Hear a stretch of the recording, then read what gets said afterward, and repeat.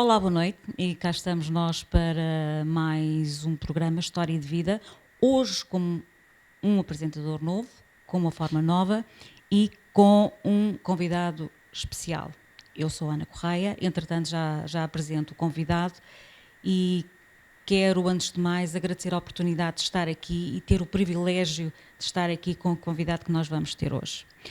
Este convidado que nós aqui vamos ter hoje é uma pessoa que eu conheço já há bastante tempo e que vamos vê-lo de uma forma muito especial. Ele é conhecido publicamente, obviamente, mas hoje vamos vê-lo aqui de uma forma mais transparente.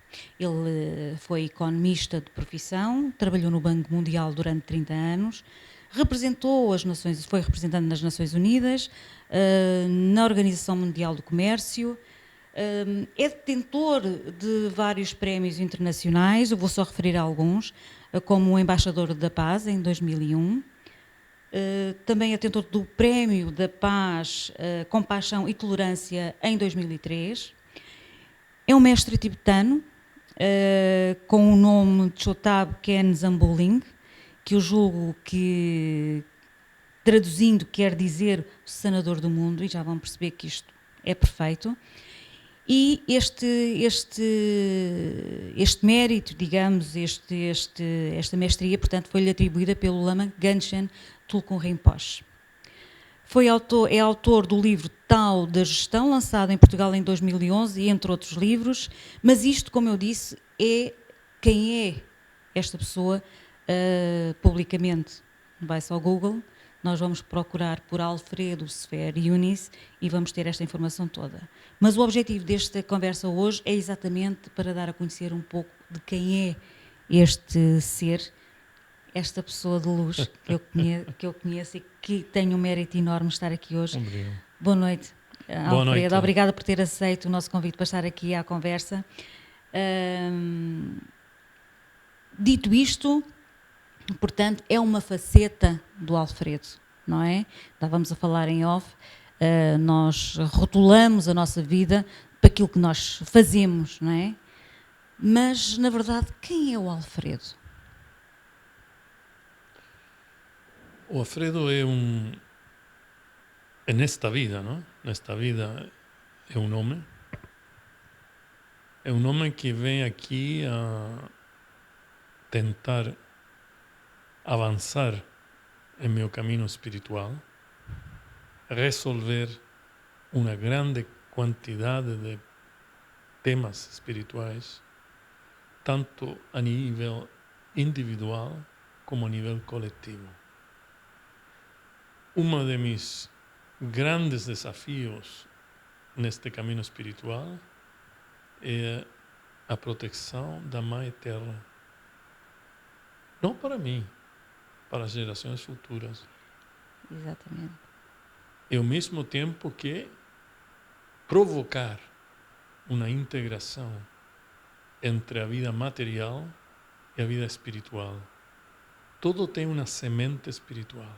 Tudo. Todas as profissões têm uma semente espiritual. A medicina, a vida. Os advogados, justiça. Os agrônomos, a lei natural. O economista, a confiança. O arquiteto, o espaço. Portanto, penso eu que meu trabalho nesta vida é prevenir que há um colapso planetário. Aliás, esse trabalho está agora resumidamente, e vamos falar então muito levemente sobre isso, sobre o apelo que tem estado a fazer à humanidade exatamente neste sentido. Creio que acaba por ser um apelo para nós acordarmos, não é?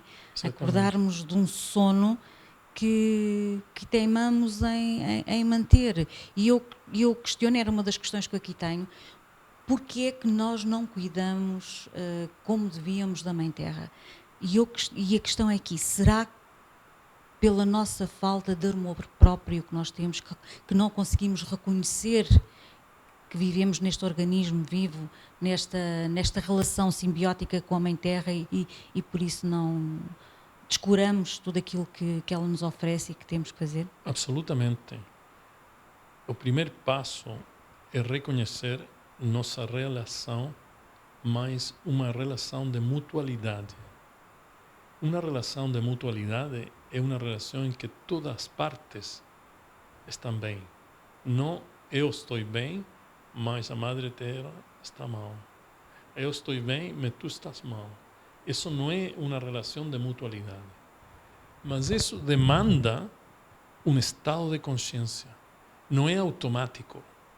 Por exemplo, eu autorrealizei que a Mãe Terra era um ser vivo. Autorrealizar, não pensar, não compreender, sino autorrealizar. O 2006, depois de quase 50 anos de meditação. Para outros pode ser um dia, meia hora. Para mim tomou muito tempo. Mas isso, esse estado de consciência, reorganizou toda a minha vida profissional, pessoal, espiritual, etc.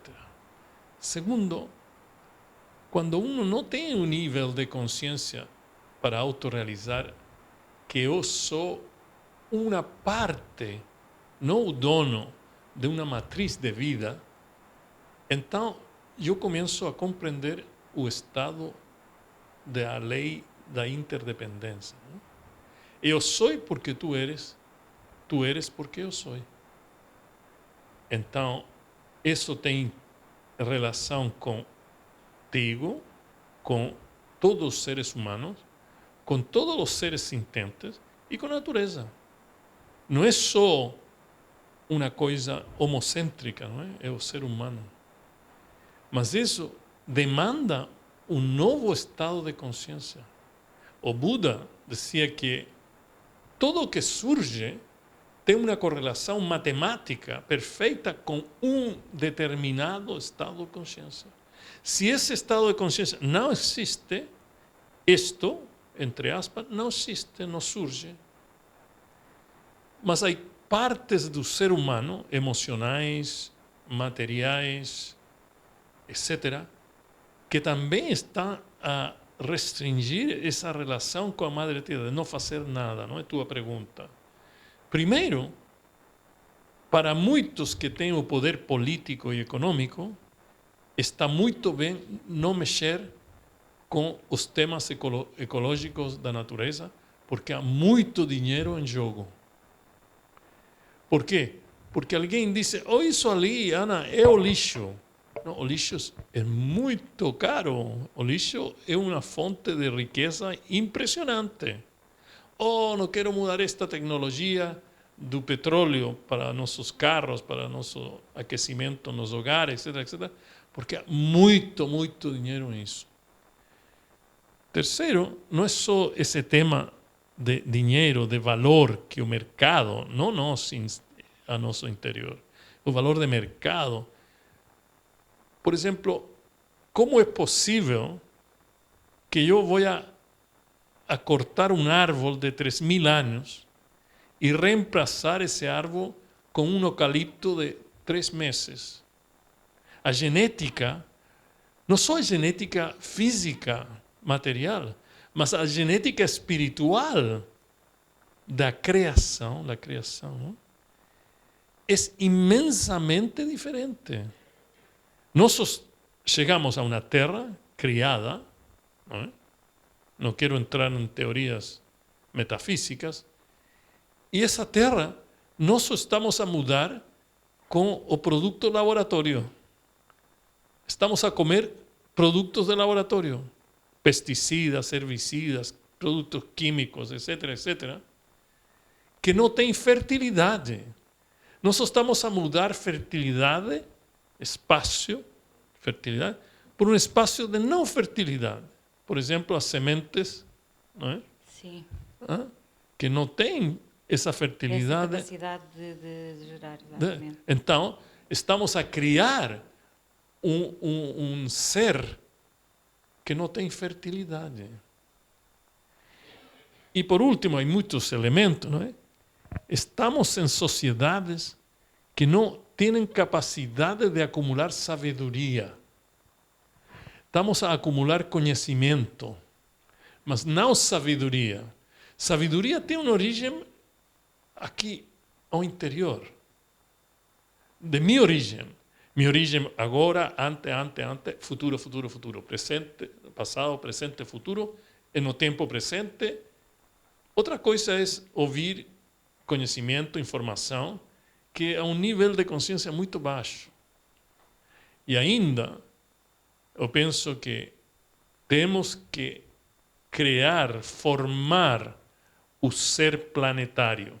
Essa é a primeira vez na história da humanidade que estamos a viver uma sociedade planetária. E isto é muito interessante porque eu penso que eu estou agora aqui, 1947, 2023, 76 anos. Que posso dizer a meus netos, não é? Sociedade planetária. Realmente, meus netos estão a nascer em uma sociedade planetária, que o passa lá, passa aqui simultaneamente. A revolução da informação, dos meios sociais de comunicação, etc., o telefone, o ordenador, etc., iPad, iPhone, Mas é um processo de isolamento impressionante baixo o título de comunicação. Então, estamos a receber permanentemente informação, mas o perigo hoje é que a informação que eu recebo e que não estou a pedir, não estou a demandar, essa informação que as grandes computadoras dizem, o Alfredo se interessa nisto. Por exemplo, você vai a uma loja a comprar um bife de chouriço e chega a casa e tem no seu telefone 30 formas de cozinhar o bife de chouriço. Há alguém lá, um olho muito grande, que está a olhar para você. Então, o que passa? Que agora eu não tenho a oportunidade de entender outras formas de vida. Alguém que diz, não, chouriço não, é melhor não sei, peixe, é melhor, tudo é o mesmo. Então, meu ego começa a crescer e eu penso que o mundo é assim. Perdemos o nosso poder, perdemos de discernimento, não há discernimento. E o nosso poder pessoal também face à nossa vida, não é? Porque, eu estava há pouco a falar, o mestre estava há pouco a falar acerca do poder político, das sociedades, da própria tecnologia, mas eu estou a lembrar-me que por trás de toda essa vertente há pessoas. São pessoas. O Alfredo disse há pouco que veio cá com um propósito, tem um propósito, tem a sua missão, não é? E cada um de nós acaba por também trazer a sua história de vida, de vidas anteriores, que vai trazê-la cá e vai colmatar todo o processo que cá está. Exatamente. Aquilo que nós estamos a falar, e há pouco falou sobre o poder político, porque por trás de toda esta mecanicidade da nossa sociedade, que, como estava a falar, da internet, da forma como manipula a nossa vontade, a nossa existência, no fundo, toda ela é construída, toda essa sociedade é construída por pessoas, não é? Pessoas que trazem uma história anterior, que trazem os seus karmas, trazem os seus desafios para enfrentar. E agora pergunto, e sendo nós um emaranhado, não é? E sendo nós, naquilo que eu acredito, nós fazemos parte de um todo, não é? Nós, como o mestre estava a dizer, nós interagimos uns com os outros, nós não podemos ter a presunção de dizer que eu estou bem, tu estás mal e eu fico ótima. Nós não podemos fazer isso, porque nós influenciamos uns aos outros. Como é que nós podemos educar, que é que no fundo acaba por ser isso, as pessoas, como o mestre estava a dizer, que era importante educar as pessoas, chamar a atenção das pessoas para elevar a sua consciência a um nível em que possam dar-se conta daquilo que realmente é importante. Será que nós conseguimos fazer acontecer essa educação? tendo em conta que são pessoas que estão por trás das organizações, são pessoas que estão por trás da política, não é? E se calhar elas próprias debatem-se com problemas. E é toda esta confusão de um sistema que eu pergunto-me, há a possibilidade de nós darmos a volta, de acordarmos estas pessoas e de fazer diferente? Penso que sim. Eu tenho grande esperança. Eu não sou pessimista. Eu sei que tu também não é. Eu também não sou. Eu sei. Mas é importante para o público saber que quando um apresenta um problema, não é pessimismo, é realidade. É uma não? questão, É exatamente. o começo exatamente. do mudança, não é? É O exatamente. começo da mudança. O novo sistema de educação deve ser uma educação de consciência. Não uma educação de repetição, uma educação do século XIV, senão do século XXI. E a essência do século XXI é a autorrealização. Entanto eu autorrealizo, entanto actuo. A ação como resultado de um processo interno e não de um processo externo. E refletir, como é que eu vou explicar? Um processo interno, mas não um processo reativo ao que vem do exterior. Tem que ser uma coisa que vem de dentro para fora. Correto. Certo? Mas os professores, não é? Que vão fazer a educação, têm que ser professores autorrealizados. Não é uma coisa ler um livro de história, mas fazer história. Exato. Ser parte de uma história. Do contrário, tudo está lá. Não é? Ok, tenho que repetir a história de Portugal do século XVII. Que importância tem isso? Tem. Mas quem vai a dizer esta é a importância real para tu crescimento interno? A história de Portugal do século XVII. Exatamente. Número 1. Número 2. A inteligência artificial vai a diminuir os níveis de consciência. Porque a grande computadora de inteligência artificial só tem um armazém de informação que surgiu de um estado de consciência muito diferente ao estado de consciência que estas gerações necessitam para construir um novo futuro. A inteligência artificial é o passado, é uma combinação perfeita, interessante, magnífica, de combinar tudo que o meu cérebro não tem capacidade, mas a origem dessa informação é um nível de consciência do passado. Exatamente. Máximo do pequeno presente. Não é realmente a consciência do futuro. Então, eu perguntei a meu mestre uma vez, mestre, eu tenho netos. Como devo eu educar aos netos? E ele disse-me, Alfredo, só devem saber e autorrealizar uma só coisa: fazer méritos. Tem que aprender a fazer méritos. Mas para compreender o que estou a dizer, temos que compreender a lei do karma. A lei do karma é que tudo o que eu faço está ali presente, não desaparece. O que fiz na vida passada não desaparece hasta que eu tenho uma autorrealização contrária. Não é? Exatamente. Meu ódio não desaparece hasta que eu autorrealizo amor. Aí Mas começa... tem que enfrentar. Não, portanto, aí tem que haver um reconhecimento. Não pela culpa, não é? Não pela culpa, mas pela responsabilidade. Okay, isto é consequência daquilo que eu fiz. Ok, posso Também, fazer melhor. responsabilidade, perdão, etc, etc. Mas compreender o mérito é uma ação que sempre tem um resultado positivo, tanto a nível individual como a nível coletivo. Como vamos a ensinar aos pequenos a fazer méritos?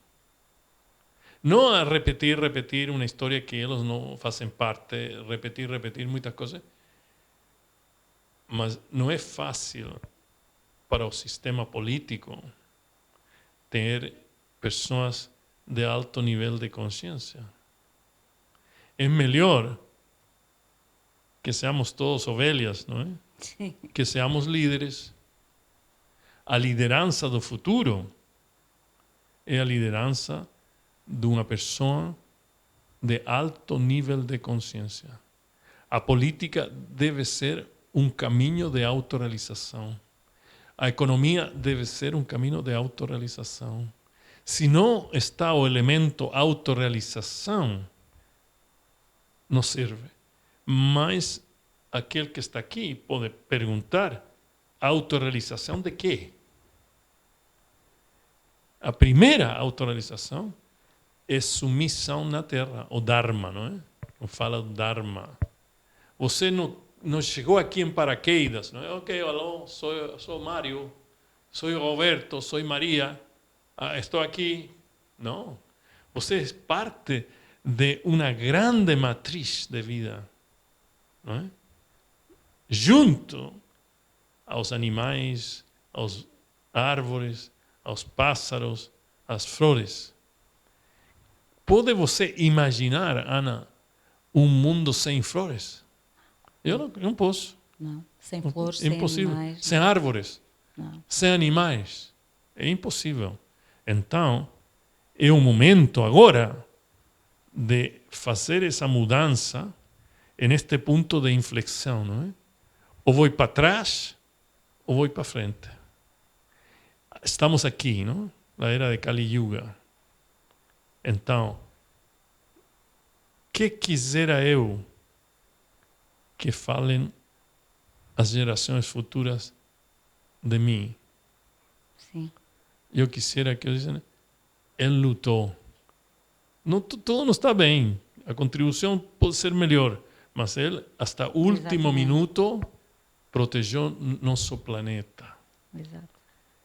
Esse é o ser planetário. A educação agora tem que criar, formar o líder planetário.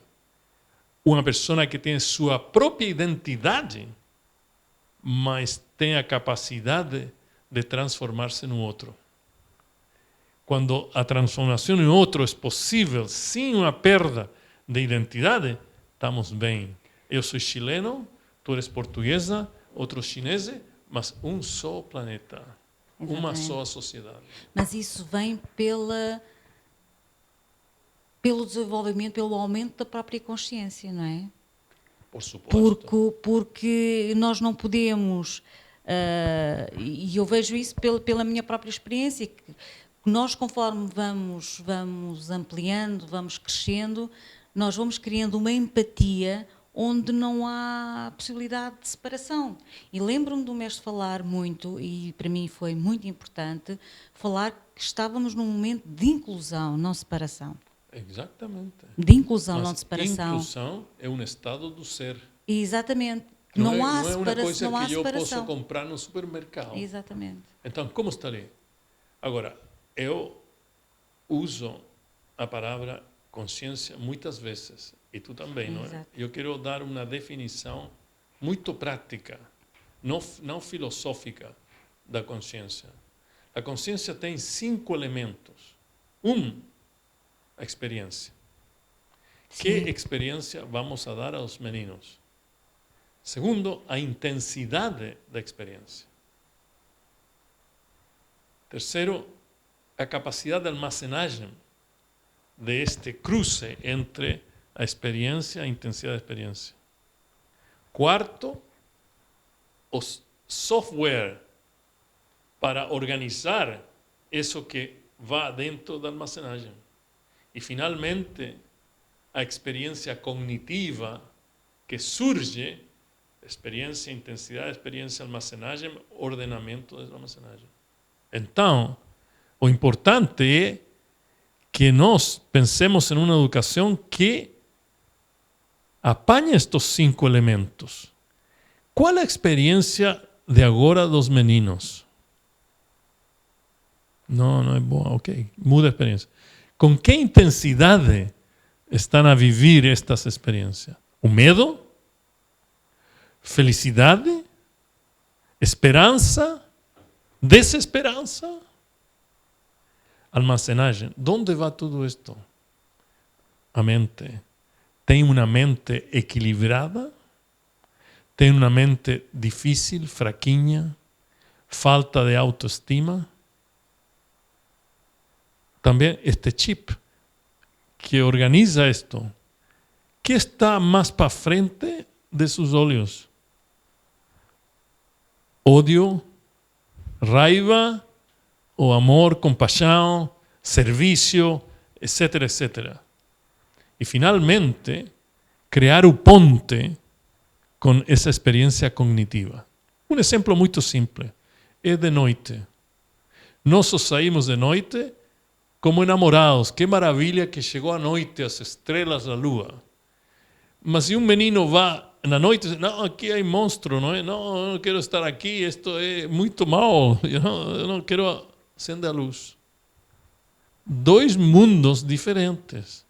Por que o menino disse isso?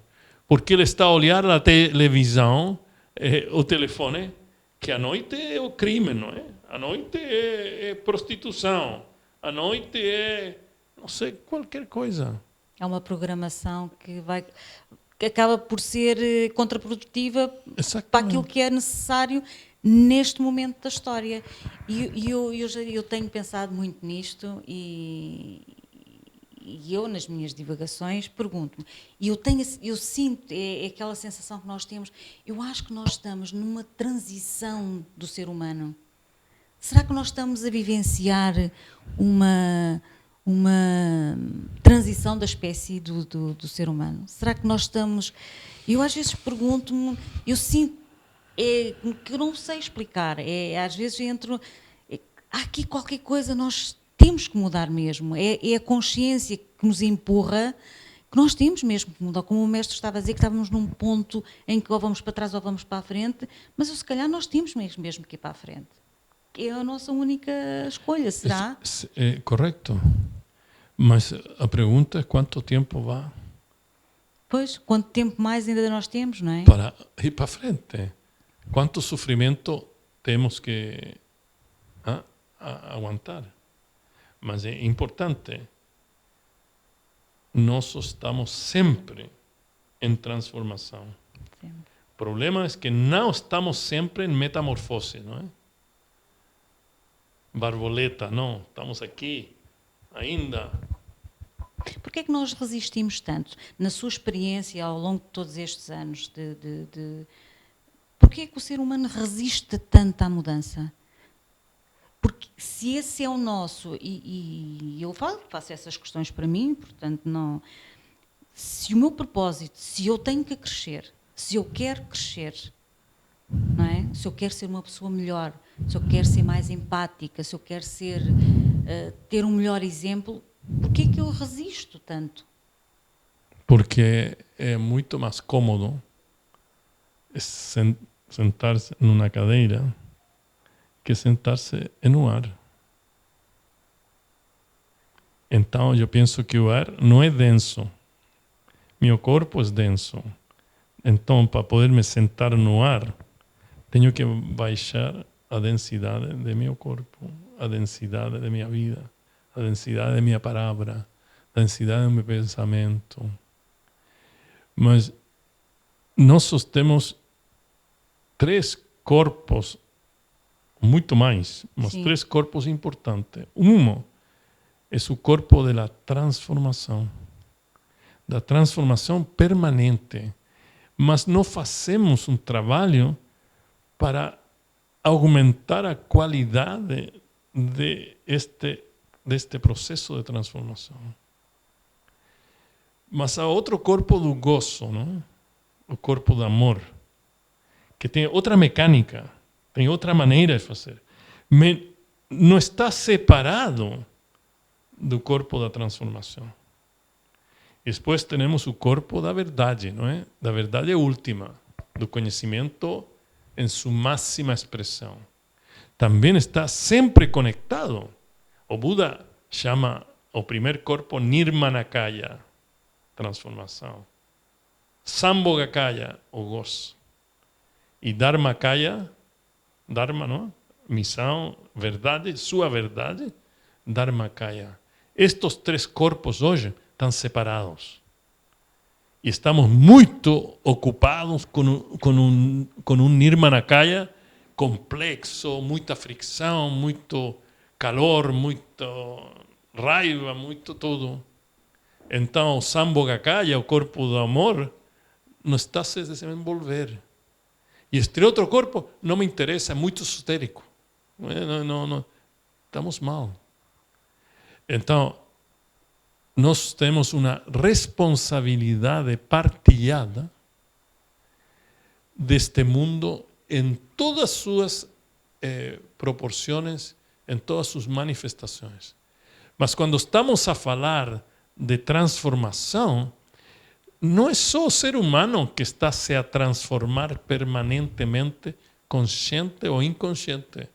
Também os seres sintentes estão em permanente transformação. Alguém pode dizer, ok, muito bem, mas nós estamos no caminho da iluminação, por exemplo, da salvação. Os animais também. Eles também estão em seu caminho de iluminação, que tem um caráter diferente, mas também tem essa base, essa essência. E a natureza, como ser vivo, também tem, não é certo isso? A natureza tem energia, comportamento, memória e consciência. E o futuro da humanidade depende da dança entre a consciência da natureza e a consciência dos seres sintentes e a consciência dos seres humanos. Nós vamos todos juntos, não é? Há que dançar. Mas se não estamos conscientes disto e pensamos que todo é esotérico, que isto é interessante, Ana Correia fala com o doutor e tal, muito interessante, mas amanhã eu tenho que trabalhar, amanhã eu tenho que ganhar dinheiro. Tudo bem. Não estou em contra. Temos que criar riqueza material. E estamos aqui neste mundo material porque neste mundo material estão os utensílios, os instrumentos para poder aumentar nossa consciência. É isso que eu ia dizer. Não está no esotérico. Mas podemos trabalhar com uma consciência diferente. Exato. A qualidade de vida é diferente. Exatamente.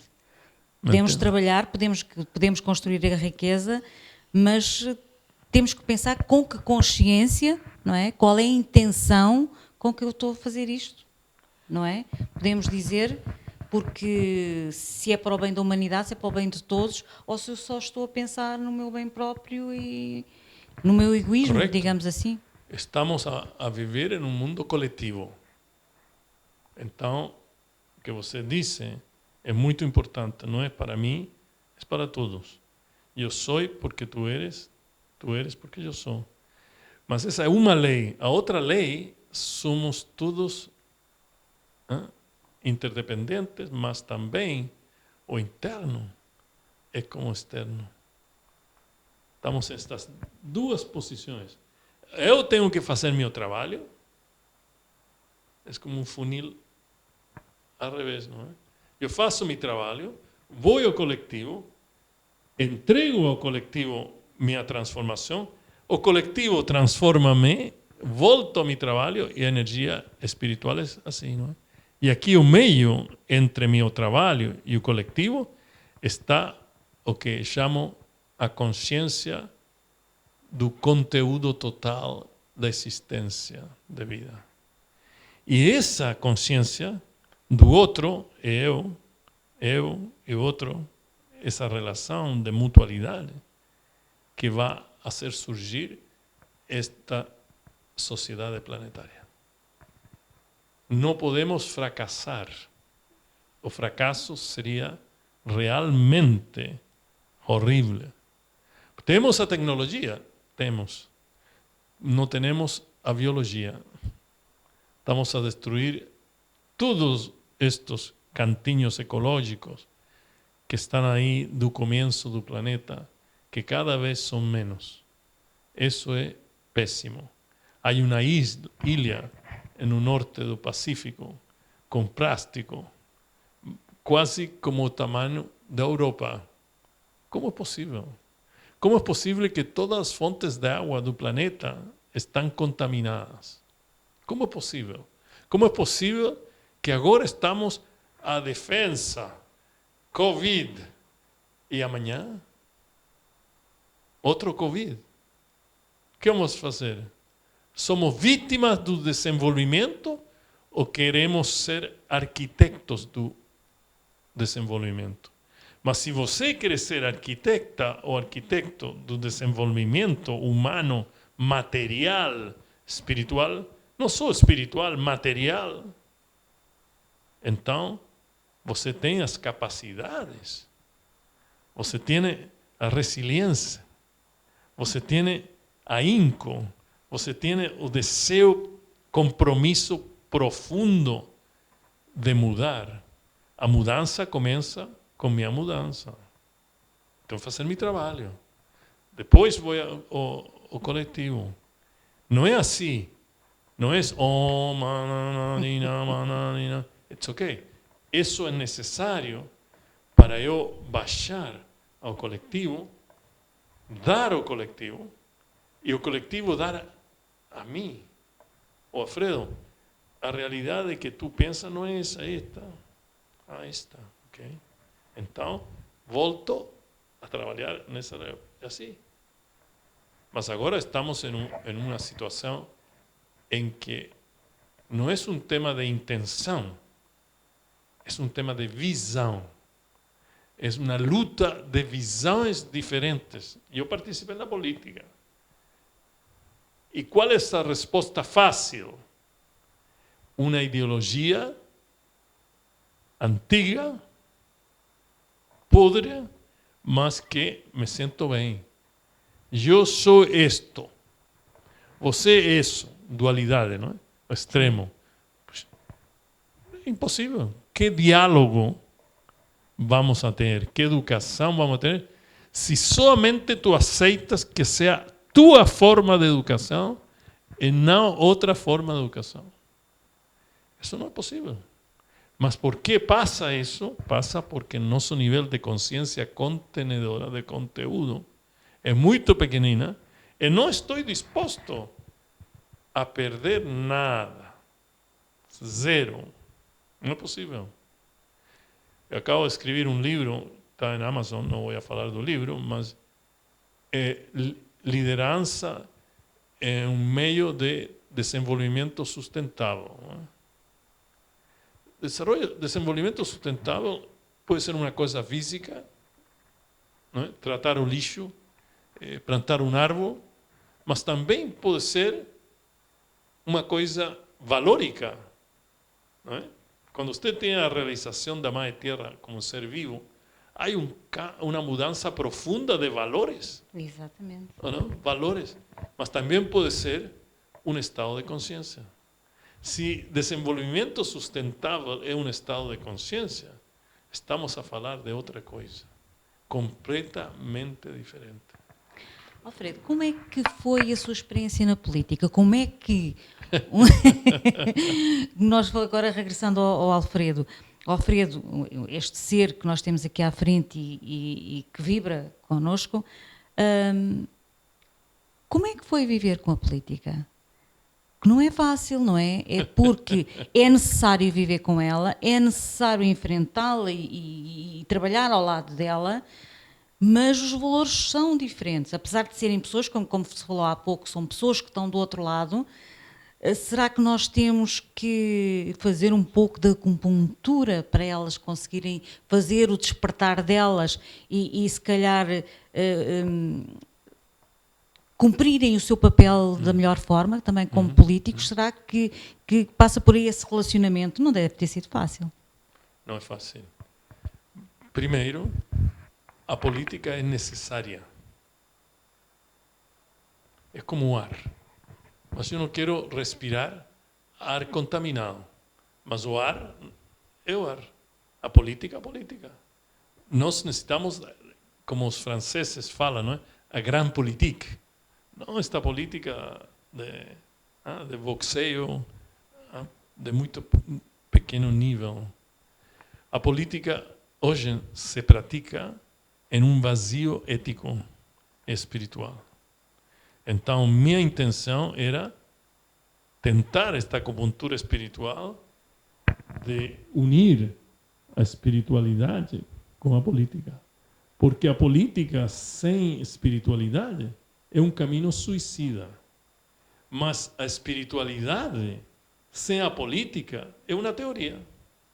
Podemos falar de espiritualidade toda noite. Exato. Mas se não tem uma tradução na prática política, não serve. Sim, é a tal autorrealização que é preciso fazer. Exatamente. Então, a política para mim é maravilhosa, mas sofri muito. Por que sofri muito? Porque ninguém queria uma verdadeira mudança. Exato. E meus pensamentos, ideias, nessa época, eram muito diferentes à política contingente desse momento. Então as pessoas diziam, Alfredo, volta em 30 anos mais, você está muito avançado lá. É a tal resistência. Outra não é? coisa deles, doutor, você é muito esotérico. E eu falava, que tem de esotérico quando eu falo que não há água? Que a água está contaminada. Que parte do argumento é esotérico? E os mais cínicos, não é? Eles falavam, doutore, não se preocupe, não se esteja zangado, estamos no Chile. E eu dizia, se tu diz que estamos no Chile, que significa isso? Que você tem um bilhete para destruir o Chile? Você tem um passe livre para entrar no espaço da destruição do Chile? Como as pessoas dizem, estamos na política. O que significa isso? O que estás a falar? O que me queres entregar? Que conceito estás tentando traspassar comigo? Que toda a política tem que ser péssima, que toda a política tem que ser irrelevante, que toda a política tem que ser irreverente, que toda a política tem... Não pode ser. E há muitos políticos que são muito bons. E isto não é só a política. Quero falar aos empresários. Os empresários têm uma responsabilidade imensa. Não só responsabilidade, eles têm a solução final, não os governos. Os governos têm uma parte, mas a grande parte da solução para poder proteger a mãe terra está em mãos do setor privado. Exatamente. Que está, pronto, que cada vez mais, e nós continuamos a ver isso, que há muita necessidade do lucro, não é? E muito pouca visão para usar esse lucro a favor de melhorar ou de corrigir aquilo que foi feito para atingir esse lucro. Grande tema, grande tema. O Buda sempre falou da riqueza material. Muito importante a riqueza material, porque o bem-estar material ajuda a trabalhar a espiritualidade. Se alguém tem fome, Não consegue, é muito exato. difícil conseguir estar com uma mala budista como a tua aí, 108 vezes um dia inteiro ok. Segundo, o Buda põe o ênfase exatamente no que tu falas. Como se gasta o dinheiro. E ele disse 25% em tu subsistência. 25% na subsistência dos outros. 25% para futuro. E assim ele tem uma fórmula. Mas ele também falou com empresários, com banqueiros, e ele falava com eles, dizia, cria lucro, tudo bem, cria riqueza, tudo bem, mas você tem também a responsabilidade de manter e proteger a riqueza pública. Há muitos anos na história da humanidade, não era problema o lucro privado, porque havia uma quantidade, um estoque de bens públicos globais, clima, oceanos, glaciares, biodiversidade, etc., etc., que estava em abundância, não é? Agora já não. Agora estes bens públicos globais são a essência do futuro da humanidade. Pensa tu em cambio climático. É uma brincadeira. Todo mundo não está a tomar a sério o cambio climático. E este grande aumento de temperatura, chuvas intensas, etc., etc. Ok, você não compreende isso, você não quer fazer coisas para melhorar esta situação, porque as consequências serão como serão. Mas eu continuo, vou continuar.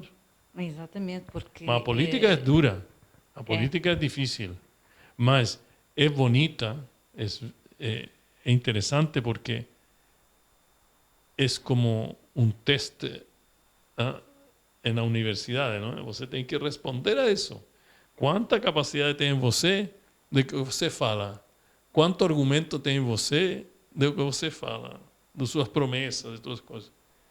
Mas muito contente pela experiência, não é? Pela experiência. Durante todo o seu percurso, portanto, quer pronto, todo o seu percurso profissional e como um ser espiritual, teve com certeza grandes desafios, não é? Há algum que sente que não tenha superado? Muitos. Muitos. Por exemplo, há 2 semanas estive num debate a nível nacional sobre meio ambiente. Eu manifestei que fracassei em minha profissão. E a pessoa disse, não, doutor, você está ali, não? Não. E eu fracassei porque a mensagem não ha sido suficientemente poderoso. A acupuntura não é poderosa como para mudar. Então, agora, mais ou menos nos últimos 10 anos, tenho muita melhor capacidade de comunicar isso que eu quero que fazemos juntos, não é? Então, agora é muito importante redefinir a gramática social do meio ambiente, da ecologia, do debate ecologia-desenvolvimento, ecologia social, ecologia e política, ecologia e economia. Porque o sistema neoliberal tem propostas muito simples de compreender. Doutores, eu compreendo o meio ambiente, muito importante, mas eu quero comer, não é? Eu quero trabalho. Então, para mim, fazer o argumento de que não há contradição entre a manutenção, a gestão do meio ambiente e mais trabalho, mais força de trabalho, toma tempo. Porque não é um argumento tão fácil. As promessas que uno faz na política, água, clima, outros políticos, comida. Sim, mas comida contaminada, não? Trabalho. Sim, mas um trabalho que não paga nada, não é? Aí há um debate muito interessante que continuar e penso que estou muito contente agora. Escrevo livros sobre novas formas de comunicar estes temas. Isto é magnífico. Vamos voltar novamente ao Alfredo. Como é que era o Alfredo o jovem Alfredo, como é que foi? Como é que era? Nós vivemos um Alfredo. Como é que era o jovem Alfredo? Quando é que o Alfredo achou que tinha esta missão? Foi um despertar brusco? Houve alguma? Como é que foi? Ana, eu fui muito activo, muito comprometido. Se eu queria alguma coisa, eu estava ali comprometido a fazer a coisa. Eu fui educado católico, estou muito contente disso. Sou budista, mas a educação católica é muito importante. Estou muito contente que o Papa está a chegar aqui a Portugal. Eu fui presidente da Acção Católica desta igreja, uma paróquia das mais grandes do Santiago. E fazer e estudar todas as encíclicas sociais da igreja, intensidade, não é? Renum Novarum, Pacem in Terre, Mater Magistra, o Laboro, na época de Pio XII, Paulo II, assim, grandes papas, Giovanni XXIII, etc., que lançaram ao mundo uma visão social que para mim foi maravilhosa. Do outro, não? O outro. Meio ambiente, nunca estive lá hasta o Papa Francisco, não? Ela falava muito de meio ambiente. Então, Alfredo jogou futebol, Alfredo foi à fazenda, gostava dos cavalos, gostava de todas essas coisas e muito comprometido. Em minha juventude, gostei muito da política do começo da minha juventude. Eu fui presidente da Escola de Economia da Universidade de Chile e gostava essa transmissão de ideias diferentes, não? Essa transmissão de um novo futuro. Então, minha vida foi maravilhosa. E eu tenho muita tristeza que os jovens de hoje não estão contentes com o mundo que está a seu entorno. O mundo a meu entorno era incrível. Minha família era mais ou menos pobre, não muito mais. Depois, meu pai avançou em sua profissão e éramos classe média, não é? Ali. Perfeito. Os bairros eram muito interessantes nas cidades, havia muito mais comunidade, muito mais proteção. Tu não eres minha mãe, mas eu estou ali. O Alfredo, o que estava fazendo na rua? Vem para cá e você apanha minha mão e vai à minha casa. Senhora Inês, aqui está seu filho. Agora é uma selva. Esto é um campo selvático, brutal. Nunca pensei que alguém ia a cometer um crime comigo. Nunca pensei que alguém ia a roubar, a assaltar minha casa. Eu ia aí ao canto na esquina da rua onde estava o padeiro e minha mãe quer 2 pães. É ok. Eu pago depois. Era outro mundo. A Cordilheira dos Andes. Neve de arriba hasta o chão. Agora você não vê a neve. Cambio climático. Eu ia à fazenda e meu tio dizia, ok, este é tu cavalo para todo o verão. Se tu cavalo vai emagrecer, eu quito tu cavalo, não mais cavalo. Você tem que sempre integrado nas atividades de... Depois, jovem, quase jovem, 25 ou 30 anos, estive com um interesse muito grande em minha educação. Estudar economia. Eu entrei à universidade aos 19 anos. Depois fui a fazer um master nos Estados Unidos, um magíster. Depois um doutorado. E havia momentos que não tinha dinheiro. Estava casado nessa época com 2 meninos. E eu estava a distribuir o jornal às 3 da manhã. Eu era referido de futebol para ganhar $10 por jogo. Então, sempre estuve frente a oportunidades que eu pensava que era o próximo passo, o próximo passo, o próximo passo. Nunca reculei, nunca fui para trás. Não, queixar todo dia, não. Tenho que dizer, uma juventude muito feliz. Mas havia uma parte de mim que não estava feliz. Que era essa parte de como desenvolver meu espírito, não? O que fazer? Eu não estou a ver o mundo como ele. Mas não posso dizer porque... Aquela inquietude, aquela... Interior, desde os 4 anos.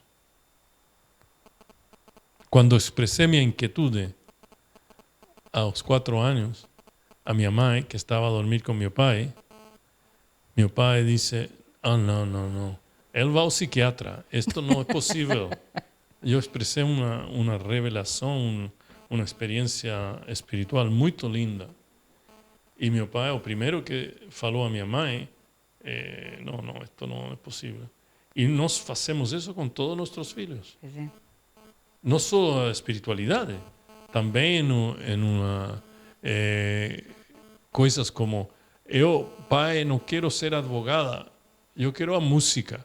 Música! Não música! Eu mesmo. Não é? Agora estamos na época da autorrealização.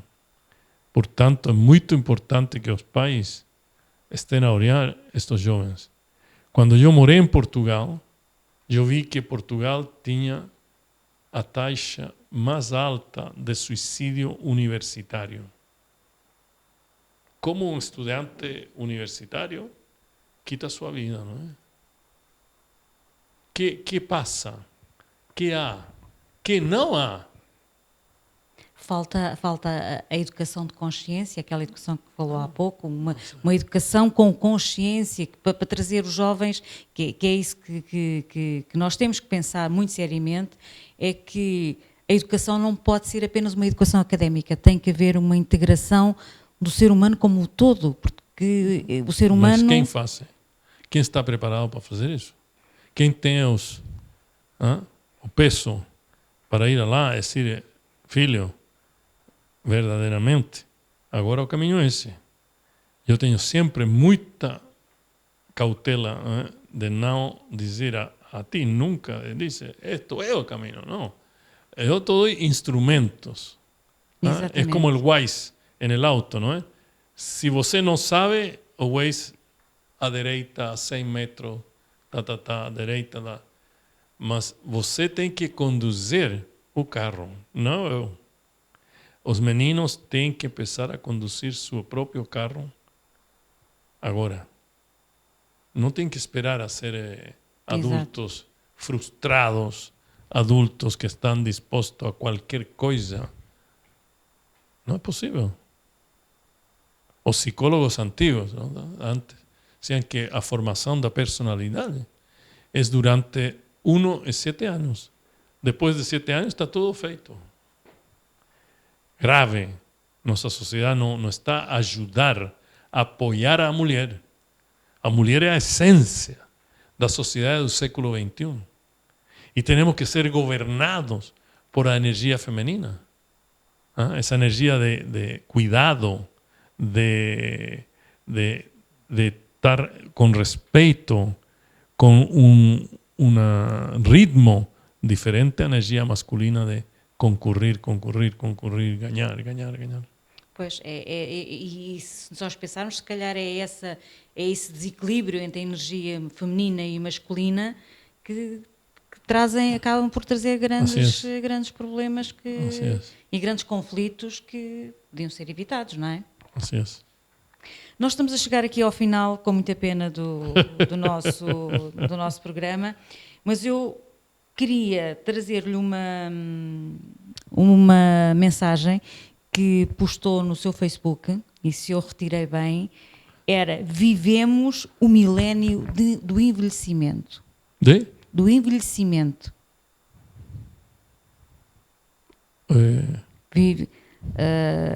Foi a tradução que foi feita no Facebook.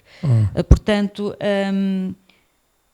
o que é quais são as expectativas que guarda nesta fase da humanidade? Portanto, resumindo tudo aquilo que nós tivemos a falar, quais são as expectativas?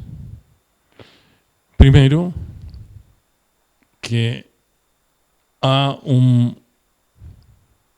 consenso sobre os princípios que gobernam a vida humana. Primeiro, interdependência.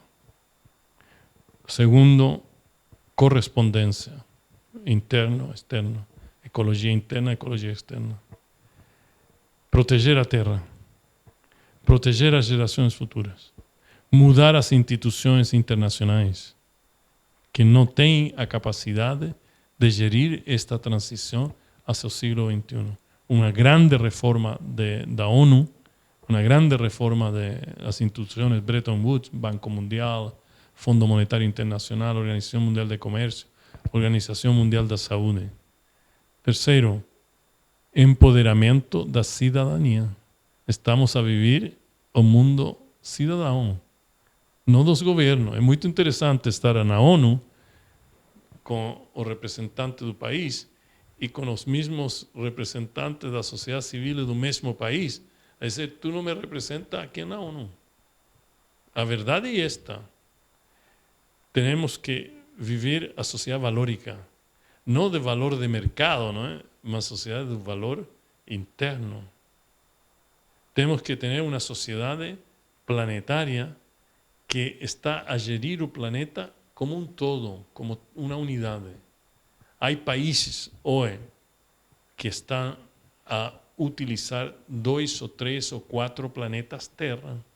Estão a consumir 4 planetas Terra, 5, há outro que tem 8 planetas Terra, para manter seu nível de bem-estar. O que passa com os outros países? Chile agora consume quase 2 ou mais de 2 planetas Terra. Chile. Então, quem está a roubar, não, o planeta de outros que têm muito verde, muita floresta, muita... Isso tem que mudar. A justiça tem que ser diferente. Hoje temos problemas de justiça imensamente graves. Migração, por exemplo. Cambio climático. É a justiça humanitária que vai ser a primeira, mais poderosa na hierarquia de diferentes formas de justiça, ou a justiça econômica, ou a justiça comercial, ou a justiça política. Salomão, não é? Dar uma resposta salomônica, todas são muito importantes. Isso significa nenhuma é importante. Quando todo é importante, nada é importante. Necessitamos líderes novos. E não tem nada a ver com idade. Exato. Pode ser um idoso como um jovem. Mas agora essa tendência de que nós, os idosos, não temos nada que contribuir a este processo, é que eu falei há meia hora atrás, que vivemos em sociedades que não acumulam sabedoria. Exatamente. Hoje o futuro não está em ter, não está em fazer, está no ser. No ser. E isso é uma grande mudança de tudo: educação, cultura, empoderamento, instituições, vida cotidiana, vida do mais mínimo ao máximo que podemos tentar viver. Não podemos continuar a destruir formas de vida, manifestações de vida, porque finalmente nós vamos a morrer da pior forma possível. E tenho que dizer que é muito importante os direitos. Estamos a mudar de sociedades de mercado a sociedades de direitos. E isto na Europa é conhecido por muitos anos. Os direitos sociais, por exemplo. É outra sociedade. E aí nossa espiritualidade tem um papel fundamental que jogar. E aquele que não sabe qual é o papel, não destrui a espiritualidade. É muito fácil. Você não sabe, então não gosto, então fora. Não, Exato. ao contrário. Não há nada que vá passar no futuro se não é ambas coisas, materialidade e espiritualidade. Não há separação, não é? Não Não há há separação. nenhuma. Todo tem uma semente espiritual.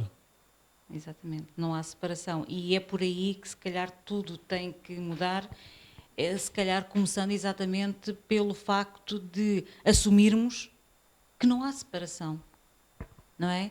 Enquanto nós deixarmos de pensar que tu és esse, eu sou esta, não é? Tu caíste, aleijaste, ok, tudo bem, aquele país está a arder, mas é aquele país, não é o nosso, Exatamente. não é? Exatamente. Aquele país não tem água, mas eu tenho, portanto aquele é aquele e eu sou eu. Portanto, enquanto houver essa separação, podemos se calhar dizer que vai ser complicado, não é? Quanto hemos aprendido do Covid? Só vamos a saber a resposta quando vem outro Covid. Dramático. Eu penso que se não estamos a compreender esta vida interdependente, esta mutualidade, não hemos aprendido nada. Agora estamos todos bem, estamos na praia, verão, etc. Aguanta aí. O que passa se há outra catástrofe sanitária ou física? Se calhar é a questão de perguntarmos o que é preciso, não é, para nós acordarmos. Será? O que é preciso para nós O acordarmos? má, as coisas má produzem muita endorfina. Mas temos que aprender que as coisas boas também produzem endorfinas. E necessitamos de um grande sacrifício. Necessitamos de muita generosidade. Eu pratico o budismo social. E a prática do budismo social consiste não só na autorrealização pessoal da compaixão, mas simultaneamente consiste em um compromisso da criação de uma sociedade compassiva. Se eu não tenho esse compromisso, minha autorrealização da compaixão é lindo, é interessante, mas não é completa e provavelmente não vou autorrealizar a compaixão individual se não estou nesse caminho, a criação da necessidade compassiva. Muda a palavra compaixão por amor, justiça, colaboração, cooperação, etc., etc. Isso é a filosofia que todos devemos adotar. Então, o chamado neste vídeo é o chamado a uma pessoa que está a caminhar, a 2, 3, miles de pessoas a dizer presente. Eu estou presente não para apañar, não para consumir, não para pôr a mão como um sem-abrigo, não é? Não, para colaborar, para estar a construir esta sociedade planetária. Alfredo, nós continuávamos aqui o resto da noite, vamos ter que terminar aqui. Obrigada pela sua presença Muito aqui obrigado. neste programa. A sair desse lado, obrigado por ter assistido e eu só sugiro o seguinte, às vezes é o mais difícil, mas talvez começar por perguntar como é que eu posso mudar? O que é que eu posso fazer? Podemos não saber a resposta, mas se nós não fizermos a pergunta, nunca viremos a saber. Até à próxima.